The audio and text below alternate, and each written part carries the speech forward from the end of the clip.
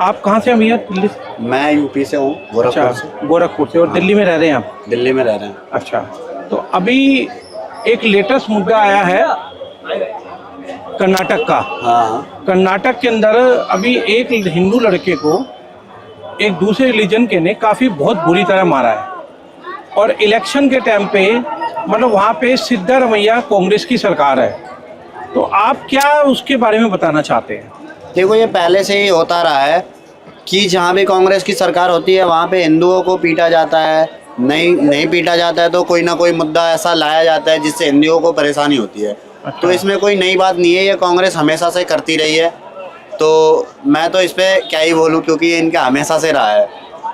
कभी भी ऐसा नहीं हुआ जो हिंदुओं के पक्ष में इनका फैसला हो, हमेशा खिलाफ ही करते हैं ये। कर्नाटका की बात है तो कुछ दिन पहले ही अभी मंदिरों पे 10% टैक्स लगा, मस्जिदों पे नहीं लगा, चर्चों पे नहीं लगा। क्यों नहीं लगा भाई? इनका सीधा सा एजेंडा है हिंदू विरोध, और कुछ नहीं है इनका। अच्छा। हाँ।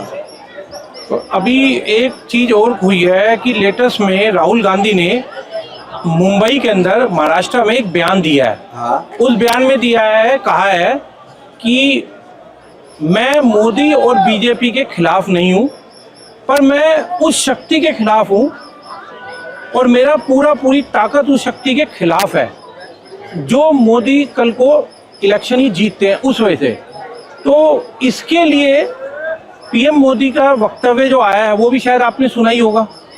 आपने नहीं, ये इन्होंने वुमेन पे बोला था, वुमेन शक्ति पे बोला था राहुल गांधी ने। हाँ जी, हाँ जी। हाँ, ये रियलिटी है कि उन्होंने वुमेन शक्ति पे, तो फिर बाद में वो अपने बयान से मुकर गए। मुकर नहीं, गए। वो कि मैंने मोदी के लिए बोला, मोदी के लिए जबकि बोला। उन्होंने बोला कि भाई मैं मोदी के लिए नहीं कह रहा और ना बीजेपी के लिए कह रहा। देश की औरतों को कहा था उन्होंने शक्ति पे। तो जो बंदा औरतों को कुछ मानता ही नहीं है, कि उनकी कोई वैल्यू ही नहीं है, तो वो क्या हमारे देश को चलाएगा? जबकि रामायण में लिखा है, हमारे श्री रामचरितमानस में लिखा है कि नारी शक्ति सबसे बड़ी शक्ति होती है जी। पूरे ब्रह्मांड की सबसे बड़ी शक्ति है नारी शक्ति। अच्छा। तो जिस बंदे को इतना नहीं पता, नारी ही है वो, जो राहुल गांधी नारी शक्ति को कह रहा है, वो भी एक नारी से ही पैदा हुआ है जी। किसी और से नहीं हुआ, किसी आदमी ने नहीं पैदा किया उसे। जी जी जी। तो इस बात को उसे ध्यान में रखना चाहिए कि हम किसके लिए बोल रहे हैं। अच्छा, इसके लिए उन्होंने ट्वीट करके ट्विटर पे और उसको डिनाई भी कर दिया कि मैंने ऐसा नहीं कहा। कांग्रेस का ऐसा ही काम है ना, कांग्रेस ऐसे पहले बोला कि भी मोदी जी या बीजेपी मेरी बात को तोड़ मरोड़ के जनता के सामने पेश कर रहे हैं। कांग्रेस का काम ही यही है, शुरू से ही चलता आ रहा है कि मतलब पहले अनाप शनाप कुछ भी मन में आएगा उसको बक देंगे, बाद में बोलेंगे मैंने इस चीज़ के लिए तो मैंने बोला ही नहीं, अपने आप को बचाने के लिए। जब ये अपनी बातों में ही फंस जाते हैं, तो इनका काम ही हुई है। कैसी कांग्रेस सरकार 400 सीटें लाती थी, अभी 40 सीटों पे संकट बना हुआ है। ये हालत है कांग्रेस की। जी। तो ये उटूपटांग जो बातें हैं ना इनकी बोली हुई, उसी की वजह से कांग्रेस डूब रही है, और कोई बात नहीं है। कांग्रेस का डूबने का सबसे बड़ा कारण यही है। अगर राहुल गांधी की जगह पे कोई और अच्छा बोलने वाला, स्पीच देने वाला अगर आ गया, तो वही कांग्रेस देखना आप कहाँ से कहाँ पहुँच जाएगी। आपको क्या लगता है कि कांग्रेस की नीतियाँ क्या हैं? कांग्रेस की आम जनता को लेके क्या नीति और क्या बातें हैं जो वो मतलब जनता को कैसे भरोसा दिला सकते हैं कि आने वाले टाइम में अगर इंडिया गठबंधन मेजोरिटी में आता है तो देश के लिए क्या करेंगे? भरोसा दिलाने के लिए तो ये कोई काम ही नहीं कर रहे हैं। अच्छा। इनका बस एक ही एजेंडा है, मोदी विरोध। आप देखोगे सुबह से शाम तक जितना बीजेपी के समर्थक नहीं मोदी करते ना, उतना ये बुराई में मोदी कर डालते हैं सुबह से शाम तक। जी। तो आप किसी भी चीज़ का एक नॉर्मल सी बात आप ले लो, आप मेरी बुराई ये है, जिनसे आप मेरी बुराई कर रहे हो और मैं आपकी बुराई नहीं आपकी अच्छाई कर रहा हूँ, तो इसके अंदर क्या मानसिकता है कि वो हमेशा बुराई करता है, लग रहा है वही बुरा है, ये मानसिकता होती है। तो इसीलिए जो राहुल गांधी मोदी की बुराई करते हैं, जिसकी वजह से लोग खींचे चले जा रहे हैं मोदी की तरफ, कि जो बंदा हमेशा बुराई कर रहा है, यहाँ तक कि हिंदू एक है सारे, ओबीसी को अलग छाट रहा है, एससी को अलग छाट रहा है, मतलब एक अलग ही एजेंडा बना के दे रहा है कि ओबीसी के लिए क्या किया, एससी के लिए बीजेपी सरकार ने क्या किया, मतलब हिंदुओं में डिवाइडेशन वाली बात। ये डिवाइडेशन करके मोदी के खिलाफ भड़काना चाहते हैं, जैसा कि जो कि ऐसा होगा नहीं, और ये जितना भड़काएंगे उतना मोदी ज्यादा बहुमत से जीतेगा। अच्छा। उतनी ही ज्यादा बहुमत से मोदी की सरकार बनेगी इंडिया। जी जी जी। तो मतलब अब की बार आप किसकी सरकार बनवाने जा रहे हैं? इस बार मोदी की सरकार बनेगी। उसके टक्कर में कोई है भी तो नहीं जिसका एक चेहरा कोई बता दो आप जो उसकी टक्कर में है। जी जी अगर ये इतने ही लायक होते या इन्हें चलो मान लिया जीतना तो छोड़ो, अगर इनके टक्कर देने के भी लायक होते ये लोग, जी जी जी। पहली बात तो ये बाईस दलों का दलदल नहीं बनाते। हाँ हाँ। अकेले ही लड़ता राहुल गांधी अपना चेहरा दिखा के और सत्ता हासिल कर लेता। तो आपको क्या लगता है अब की बार उन्होंने अमेठी या रायबरेली से कांग्रेस ने कहीं से भी अपनी कोई गांधी परिवार का सदस्य नहीं उतारा, उसका क्या वजह हो सकती है आपको? देखो ये तो राजनीति है सोची समझी, क्योंकि ये इनको शुरू से ही कहता जा रहा है कि परिवारवादी की सरकार है, परिवार के लिए करती है, बेटे को ये बेटी को वो, तो इसके लिए इन्होंने ये एक एजेंडा बनाया है सिर्फ कि मतलब हम परिवार को नहीं लाएंगे तो कहीं भी खुल के कह सकते हैं कि हमारे परिवार का कोई भी सदस्य इस बार तो नहीं है कोई। जी। तो ये एक एजेंडा है ताकि मैं कहीं पे भी खुल के बोल सकूं। अच्छा। तो ये बात है और कोई बात नहीं है कि अपने परिवार का कोई ना लाने का। तो ये चीज़ अगर है। ये लेके आए अमेठी से राहुल गांधी आने वाले समय में, अगर वो डिक्लेयर करते हैं कि मैं अमेठी का इलेक्शन लड़ रहा हूँ, साथ में वायनाड से भी लड़ रहे हैं, बिल्कुल। तो आपको क्या लगता है अमेठी की सीट वो जीत सकते हैं? हम पहली बात तो वो अमेठी हार जाएंगे पूरी तरीके से, अच्छा। बिल्कुल हार और जाएंगे। यही डर है शायद वो नहीं अमेठी में आना चाहते नहीं आना चाहते हैं, अगर आएंगे भी तब भी वो अमेठी में हार जाएंगे। जी। अमेठी की आप वीडियो देखो यूट्यूब पे, कितना डेवलपमेंट हुआ है, अच्छा। कितना डेवलपमेंट हुआ है। पहले अमेठी क्या थी, जगह जगह गड्ढे थे, जगह जगह सारी चीज़ें थी, तो वो अपना इज्जत बचाने के लिए सोच रहे हैं कि अमेठी से ना लड़ें, क्योंकि अमेठी में वो हारने वाले हैं 100%, इसमें कोई दो राय नहीं है।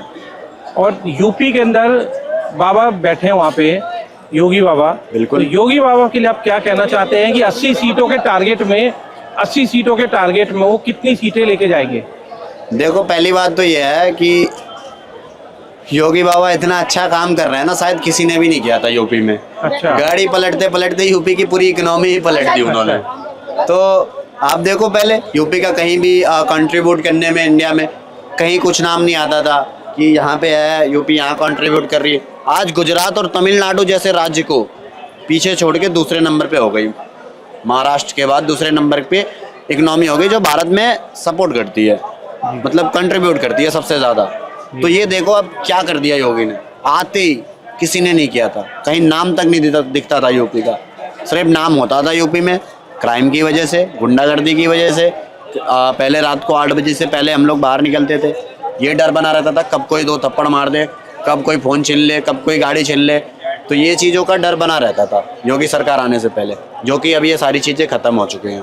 तो इंडिया गठबंधन दावा करता है कि यूपी के अंदर हम बहुत अच्छी सीटें निकाल के लेके आ रहे हैं और योगी जी को तो वहाँ पे हरा के छोड़ेंगे। मैं कह रहा हूँ इंडिया गठबंधन, अगर इतना कॉन्फिडेंस है तो मैं भी एक बात कह रहा हूँ, इंडिया गठबंधन वहाँ पे 4 सीट गिन के ला के दिखा दे, 4 सीट मुँह छिलवा लूंगा अपना। क्या बात कर यूपी रहे हो? में मतलब आप चैलेंज कर रहे हैं इंडिया गठबंधन बिल्कुल को? चैलेंज कर रहा हूँ, 4 सीट ला के दिखा दें, 2 सीट से ज्यादा नहीं आने छिलवा लेंगे आप? छिलवा लेंगे, क्या बात कर रहे हो? बिल्कुल 2 सीट से ज्यादा इनकी नहीं आने वाली, गिनी चुनी 2 सीट। अच्छा। वो भी 2 सीट किसकी वजह से आएगी? समाजवादी पार्टी की वजह से, इनकी वजह से तो कतई नहीं आने वाली। अच्छा, बिल्कुल ये आपने एक नई बात बोली। बिल्कुल। और वहाँ पे बिहार के अंदर आप क्या कहते हैं बिहार को लेके? बिहार में देखो, बिहार में नीतीश ने थोड़ा सा, नीतीश की वजह से मैं देखता हूँ कि यहाँ पे थोड़ा सा डिसअपॉइंटेड हैं लोग कि मतलब काम नहीं हुआ, तो उसकी वजह से 2-4 सीटें पा जाएंगे, उससे ज़्यादा कुछ नहीं है। वहाँ भी बिहार में भी बीजेपी ही बहुमत रहेगी। और दिल्ली की बात करें जहां हम खड़े हैं और जहां हम खड़े होकर बात कर रहे हैं, वहां पे सीएम केजरीवाल का कहना है कि दिल्ली के अंदर हम 7 की 7 सीटें लेके जाएंगे, जनता हमारे साथ है। 7 के 7 तो नहीं ले जा सकते, 2-3 की बात करें तो कुछ कह सकते हैं, क्योंकि केजरीवाल का यहाँ थोड़ा चलता है, वोट बैंक है, क्योंकि यहाँ पे ज़्यादातर मुस्लिम पार्टी बिलोंग करती है जी, जिनका खुल के सपोर्ट भी करते हैं केजरीवाल जी, खुल के सपोर्ट भी करते हैं, भले ही वो हिंदू का विरोध करते हैं सपोर्ट करने के चक्कर में, ये चीज़ सही है।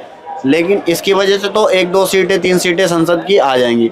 इतना तो दिल्ली के लोगों को भी पता है कि सीएम का तो ठीक है, फ्री लेने के लिए सीएम पे पद पे बिठा देते, लेकिन पीएम पे नहीं बताएंगे। क्यों? क्योंकि उन्हें भी पता है कि बाहर कंट्रियों में जो इंडिया का रिस्पेक्ट है, ये केजरीवाल और राहुल के बस का नहीं है बना पाना, ना ही किसी कांग्रेस की सरकार के बस का था ये चीज़ें बना पाना।